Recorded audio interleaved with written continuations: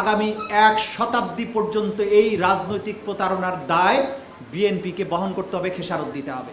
একটি ঘটনার কথা স্মরণ করিয়ে দিতে চাই। 711 খ্রিস্টাব্দ স্পেন থেকে ৩,৫০০ সৈন্যের একটা বাহিনী জিব্রাল্টার প্রণালীর পার হয়ে স্পেনে ঢুকলেন।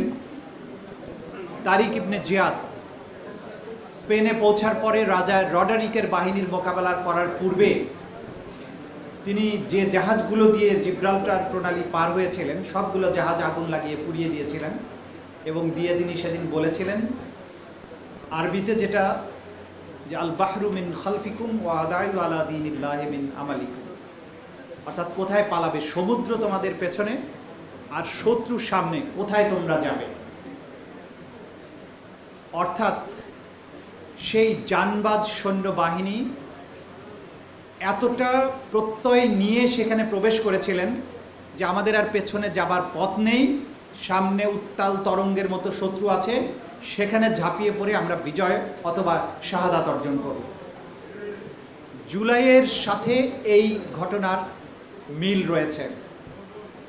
17 বছর আমাদের রাজনীতিবিদরা আমরা সকলে মিলে এই জগদ্দল পাথর সরাতে পারিনি, কিন্তু যেদিন আমাদের শিশু কিশোরেরা, জাবির ইব্রাহিমের মতো শিশু, রিয়াগো, আসাবুল ইয়ামিন, মুগ্ধ ইয়াম এবং আমাদের 1400 শহীদ, তারা কেউ পকেটে আইডি কার্ড নিয়ে গিয়েছেন, কেউ মা বাবাকে না জানিয়ে গিয়েছেন, সন্তানকে না বলে গিয়েছেন, বলেছেন দোকানে যাচ্ছি, পান আনতে যাচ্ছি, এটা আনতে যাচ্ছি, সত্যিকার কথাটা বলেন নেই, কিন্তু বুকের মধ্যে সেই আকাঙ্ক্ষা নিয়ে তারা লড়াইয়ে সামিল হয়েছিলেন। অনেক শহীদের হাতে, তালুতে, শরীরে নিজের নাম লেখা পাওয়া গিয়েছে, যে তারা জানতেন যে আমি শহীদ হতে পারি, আমাকে যাতে আইডেন্টিফাই করা যায় সেই জন্য নিজের শরীরে নিজের নামটা লিখে গিয়েছিলেন, আইডি কার্ডটা পকেটে নিয়ে গিয়েছিলেন। এই প্রত্যেকটি ইতিহাস মনে করিয়ে দেয় যে তারা জীবন বাজি রেখে শহীদ হবার জন্য মাঠে গিয়েছিলেন। তারা জানতেন তাদের পিছু হটার কোনো রাস্তা নেই, সেজন্যই জুলাইয়ের অভূতপূর্ব বিজয় ৩৬শে জুলাই আমরা অর্জন করেছিলাম।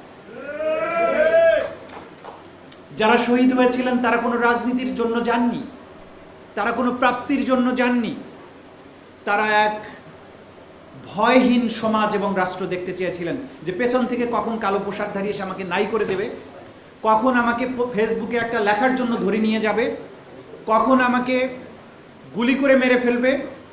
এই যে ভয়ের সমাজ কায়েম করেছিল তারা, সেই সমাজ থেকে মুক্তির জন্য তারা সেই লড়াইটা করেছিলেন। এই লড়াই নিছক কোনো নির্বাচনের জন্য ছিল না। ফলে জুলাইয়ের বিপ্লবের পরে যে সরকারটি গঠিত হলো, তাদের 3টি প্রধান ম্যান্ডেট ছিল। একটা হচ্ছে জুলাইয়ের অভ্যুত্থান চলাকালে যে সংগঠিত গণহত্যা এবং মানবতা বিরোধী অপরাধ তার বিচার, এবং তার আগের 17 বছরের মানবতা বিরোধী অপরাধের বিচার। দ্বিতীয় ছিল পুরো রাষ্ট্র ব্যবস্থার একটা আমূল সংস্কার, এবং তৃতীয় ছিল সংস্কার, বিচার, এবং আরেকটা ছিল যে নির্বাচন ব্যবস্থাটা ধ্বংস হয়ে গিয়েছিল বাংলাদেশ থেকে। দিনের ভোট রাতে আমি এবং ডামি নির্বাচন, সেই নির্বাচন ব্যবস্থাটাকে একটা বিশ্বাসযোগ্য জায়গায় ফিরিয়ে নিয়ে আসা। এই স্বপ্ন নিয়ে যে বিপ্লবটা হলো, বিপ্লবের পরে এসে পার্লামেন্টে দাঁড়িয়ে যখন বিপ্লবের পরে নির্বাচনের মাধ্যমে যে সরকার আসলো জুলাইয়ের আকাঙ্ক্ষা নিয়ে, সেই জায়গায় দাঁড়িয়ে যখন একজন নেতা বললেন যে ইলেকশনটা যাতে না হয়, পিছিয়ে যাতে না যায়, সেই জন্য আমরা এই সমস্ত সংস্কার প্রস্তাব মেনে নিয়েছিলাম। আমি মনে করি আগামী এক শতাব্দী পর্যন্ত এই রাজনৈতিক প্রতারণার দায় বিএনপিকে বহন করতে হবে, খেসারত দিতে হবে। তারা যে ভুল করেছেন, যে ব্লান্ডার করেছেন, তারা এখন ক্ষমতায় আছেন, বুঝতে পারছেন না যে কত বড় ক্ষতি তারা নিজের এবং দেশের এবং দলের জন্য করেছেন। আমি আশা করি এখনো বিএনপির শীর্ষস্থানীয় নেতারা এখানে আছেন, একজন আছেন, যে তারা শীঘ্রই এই আত্ম উপলব্ধিতে আসবেন যে তারা একটা ব্লান্ডার করেছেন এবং সেই ব্লান্ডারের জায়গা থেকে তারা দলকে ফিরিয়ে আনবেন।